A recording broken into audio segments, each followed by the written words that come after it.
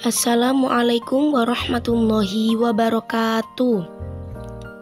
Kami dari kelompok 17 akan memaparkan materi yang berjudul Konsep Tata Ruang dan Komunikasi dalam Kantor sebagai bentuk pemenuhan tugas mata kuliah Manajemen Administrasi Perkantoran semester 3 dengan dosen pengampu Bapak Ali Mustafa MPD. Sebelumnya, perkenalkan nama anggota kelompok kami yang terdiri dari Efirza Rahma Putri Naryansyah dengan NIM D93219074 dan Wanda Lailia Sifaun Nufus dengan NIM D93219108. Mahasiswi Manajemen Pendidikan Islam, Fakultas Tarbiyah dan Keguruan, UIN Sunan Ampel, Surabaya. Pada video kali ini, kita akan memaparkan 9 poin yang meliputi 1. Pengertian dan tujuan tata ruang kantor. 2. Azas tata ruang kantor. 3. Jenis tata ruang kantor. 4. Fasilitas kantor. 5. Penyusunan tata letak fasilitas kantor. Yang keenam, tata lingkungan kantor. 7. Prinsip 5R dalam tata ruang kantor. 8. Behavior. Dan yang ke-9, komunikasi dalam kantor. Yang pertama akan kita bahas adalah 1. Pengertian dan tujuan tata ruang kantor. Pengertian tata ruang kantor. Menurut De Liangqi, tata ruang kantor adalah penyusunan alat-alat kantor pada letak yang tepat serta pengaturan tempat kerja yang menimbulkan para pekerja merasa puas. Menurut Littlefield dan Peterson, tata ruang kantor adalah penyusunan perabotan dan alat perlengkapan pada luas lantai yang tersedia. Sedangkan menurut George Teori, tata ruang kantor adalah penentuan mengenai kebutuhan-kebutuhan dan penggunaan ruang secara rinci untuk menyiapkan suatu susunan yang praktis dari faktor-faktor fisik yang dianggap perlu bagi pekerja kantor dengan biaya yang layak.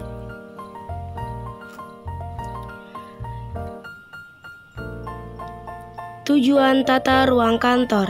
Menurut De Liangqi, tujuan penyusunan tata ruang kantor adalah sebagai berikut. Yang pertama, dalam proses pelaksanaannya, pekerjaan di kantor dapat menempuh jarak yang sependek mungkin. Yang kedua, rangkaian aktivitas tata usaha dapat mengalir dengan lancar. Ketiga, segenap ruangan digunakan secara efisien untuk keperluan pekerjaan kantor. Keempat, kesehatan dan kepuasan para pekerja data terpelihara dengan baik. Dan yang kelima, pengawasan terhadap pekerjaan dapat dilakukan secara memuaskan. Selanjutnya kita akan membahas azas tata ruang kantor. Menurut Richard Mutter terdapat 4 azas tata ruang kantor. Di antaranya 1. Azas mengenai jarak terpendek.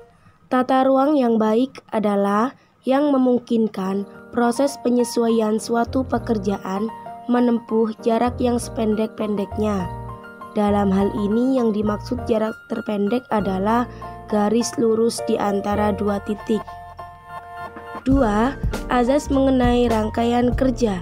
Tata ruang yang baik adalah yang menempatkan para pegawai dan alat-alat kantor menurut rangkaian yang sejalan dengan urutan penyelesaian pekerjaan yang bersangkutan.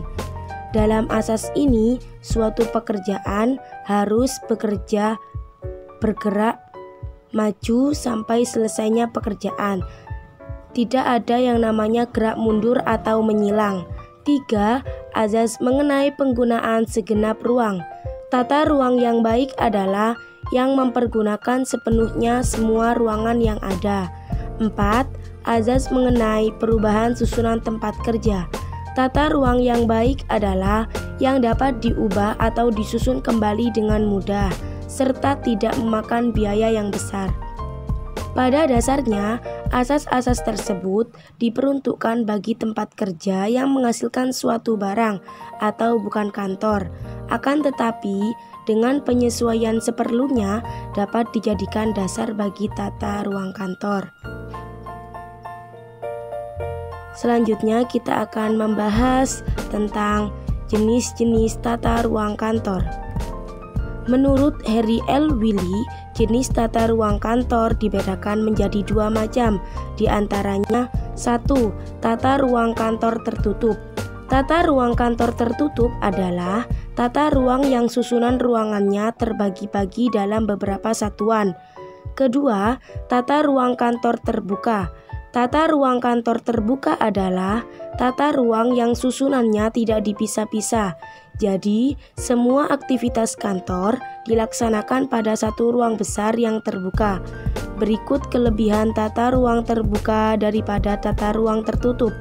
A. Memungkinkan pengawasan terhadap pegawai kantor lebih efektif. B. Hubungan antara para pegawai lebih mudah. C. Intensitas cahaya dan peredaran udara lebih mudah.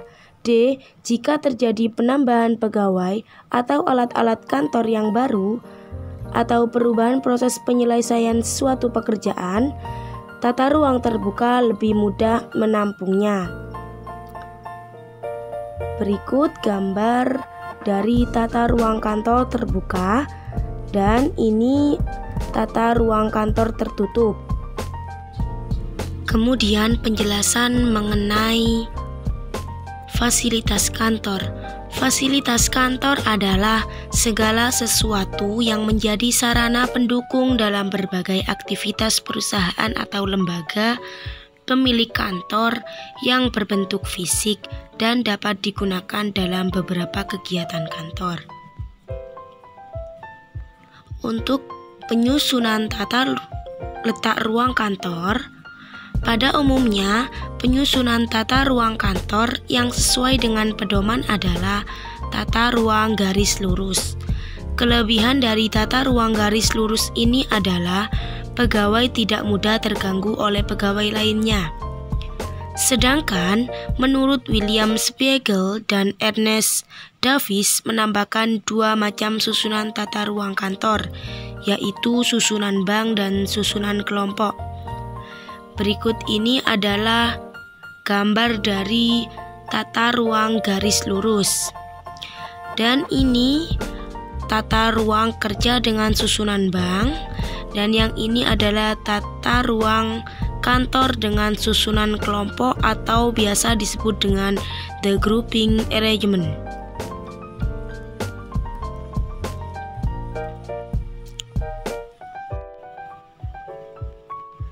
Kemudian penjelasan mengenai tata lingkungan kantor. Lingkungan kantor adalah lingkungan fisik kantor yang secara langsung dapat menciptakan suasana kerja yang baik. Tata lingkungan kantor harus memenuhi syarat sebagai berikut. 1. Kebersihan. Seluruh perlengkapan, perabotan, dan bangunan kantor harus dipelihara agar selalu bersih. 2. Luas ruangan. Ruangan kantor harus menyediakan 40 square feet untuk setiap pegawainya atau 3,7 meter persegi untuk setiap pegawai. 3. Suhu udara. Temperatur yang layak harus dipertahankan dalam ruang kerja dengan minimum 16 derajat Celcius. 4. Ventilasi. Ventilasi merupakan peredaran udara segar. Peredaran udara segar harus ada dalam ruang kerja kantor. 5. Penerangan cahaya. Cahaya alam atau lampu yang cocok dan cukup harus diusahakan, sedangkan perlengkapan penerangan harus dirawat dengan sewajarnya. 6. Fasilitas kesehatan. Fasilitas kesehatan yang dimaksud adalah kamar kecil, toilet, dan sebangsanya, agar para pegawai terpelihara kebersihannya. 7. Fasilitas cuci. Ruang cuci muka atau tangan dengan air hangat dan dingin perlu disediakan sabun dan handuk. 8. Air minum. Air minum yang bersih untuk keperluan minum pegawai harus disediakan melalui pipa atau tempat air minum khusus, agar pegawai tidak dehidrasi sehingga semangat untuk bekerja tidak menurun. 9. Tempat duduk. Pegawai harus disediakan tempat duduk untuk keperluan bekerja sehari-hari, dan alangkah baiknya tempat duduk yang disediakan untuk pegawai yang ada sandaran kakinya. 10. Lantai, gang, dan tangga. Lantai harus dijaga agar tidak ada korban yang tergelincir karena licinnya lantai. Tangga juga harus diberi pegangan untuk tangan, dan bagian-bagian yang terbuka harus diberi pagar. 11. Pertolongan pertama. Dalam ruang kerja harus disediakan kotak obat untuk pertolongan pertama maupun petugas pertolongan yang sudah terlatih. 12. Penjagaan kebakaran. Alat pemadam kebakaran dan sarana untuk melarikan diri dari bahaya kebakaran harus disediakan secara memadai. 13. Pemberitahuan kecelakaan. Kecelakaan dalam kantor atau penyebab kematian dalam kantor harus dilaporkan ke pihak yang berwajib. Selanjutnya adalah pembahasan mengenai prinsip 5R dalam tata ruang kantor. 1. Prinsip ringkas. Prinsip ringkas adalah memisahkan segala sesuatu yang diperlukan dan menyingkirkan yang tidak diperlukan dari tempat kerja. Mengetahui benda mana yang tidak digunakan, mana yang akan disimpan, mana yang akan digunakan, serta bagaimana cara menyimpan supaya dapat mudah diakses, terbukti sangat berguna bagi sebuah perusahaan atau lembaga. 2. Prinsip rapi. Prinsip rapi adalah menyimpan barang sesuai dengan tempatnya. Kerapian adalah hal mengenai sebagaimana cepat kita meletakkan barang dan mendapatkannya kembali pada saat diperlukan dengan mudah. Perusahaan tidak boleh asal-asalan dalam memutuskan di mana benda harus diletakkan untuk mempercepat waktu memperoleh barang tersebut. 3. Prinsip resik. Prinsip resik adalah membersihkan tempat atau lingkungan kerja, mesin atau peralatan dan barang-barang kantor agar tidak terdapat debu dan kotoran. Kebersihan harus dilaksanakan dan dibiasakan oleh setiap pegawai hingga pada tingkat office boy-nya sebuah kantor. 4. Prinsip rawat. Prinsip rawat adalah mempertahankan hasil yang telah dicapai pada 3R sebelumnya dengan membakukannya atau standarisasi. Kemudian yang kelima adalah prinsip rajin. Prinsip rajin adalah terciptanya kebiasaan pribadi pegawai untuk menjaga dan meningkatkan apa yang sudah dicapai. Rajin di tempat kerja berarti pengembangan kebiasaan positif di tempat kerja. Apa yang sudah baik harus selalu dalam keadaan prima setiap saat. Prinsip rajin di tempat kerja adalah lakukan apa yang harus dilakukan dan jangan melakukan apa yang tidak boleh dilakukan. Kemudian penjelasan mengenai behavior. 1. Perilaku manusia merupakan serangkaian tingkah laku atau kegiatan yang didukung oleh energi dan dirangsang oleh suatu kompleks stimuli yang terarah pada tujuan tertentu untuk menyelesaikan masalah tertentu pula. 2. Arti perilaku mencakup kegiatan yang kasat mata seperti makan, menangis, memasak, melihat, bekerja, dan perilaku yang tidak kasat mata seperti fantasi, motivasi, dan proses yang terjadi pada waktu seseorang diam atau secara fisik tidak bergerak. 3. Sebagai objek studi empirik, perilaku mempunyai ciri yang kasat mata, tetapi penyebab terjadinya perilaku secara langsung mungkin tidak dapat diamati.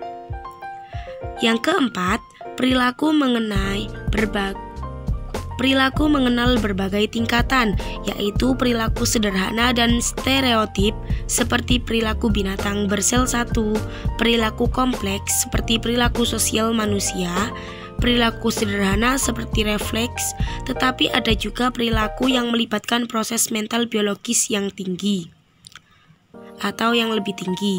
Yang kelima, perilaku bervariasi dengan klasifikasi berkaitan dengan kognitif, afektif, dan psikomotorik yang menunjuk pada sifat rasional, emosional, dan gerakan fisik dalam pola serangkaian kegiatan. 6. Perilaku manusia terjadi sebagai hal yang bisa disadari dan bisa juga tidak disadari, berlangsung di dalam suatu lingkungan spasial yang relevan dengan perilaku atau kegiatan tersebut. 7. Perilaku seseorang adalah gabungan fungsi dan motivasinya.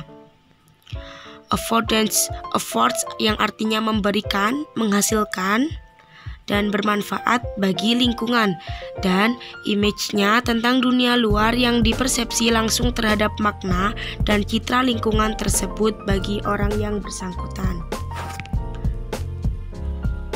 Pembahasan yang terakhir adalah komunikasi dalam kantor. Menurut Ahmad S. Ruki, komunikasi merupakan proses pembinaan dan pertukaran pesan di mana pesan ini dapat berbentuk fakta, gagasan, perasaan, data atau informasi dari seseorang kepada orang lain.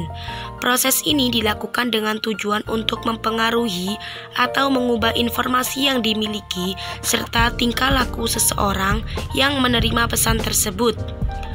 Menurut Arni Muhammad, model komunikasi adalah gambaran yang sederhana dari proses komunikasi yang memperlihatkan kaitan antara satu komponen dengan komponen lainnya. Penyajian model komunikasi dimaksudkan untuk mempermudah memahami proses komunikasi dan melihat komponen dasar yang perlu ada dalam suatu komunikasi, sehingga dapat disimpulkan bahwa komunikasi dalam kantor adalah penyampaian suatu informasi fakta dari seseorang ke orang lain dalam suatu kantor. Menurut De Liangqi, proses komunikasi di dalam kantor dibedakan menjadi dua macam, yaitu 1. Hubungan tegak atau vertikal. Hubungan tegak atau vertikal ialah proses penyampaian suatu warta atau informasi dalam suatu kantor dari pihak pimpinan kepada para karyawan, atau biasa disebut dengan vertikal ke bawah, maupun dari pihak bawahan kepada pimpinan, atau yang disebut dengan vertikal ke atas. Kedua, yakni hubungan datar atau horizontal. Hubungan datar atau horizontal ialah hubungan di antara para pejabat atau satuan pada tingkat jenjang organisasi yang kurang lebih sederajat. Sekian penjelasan dari kami kelompok 11, semoga bermanfaat. Wassalamualaikum warahmatullahi wabarakatuh.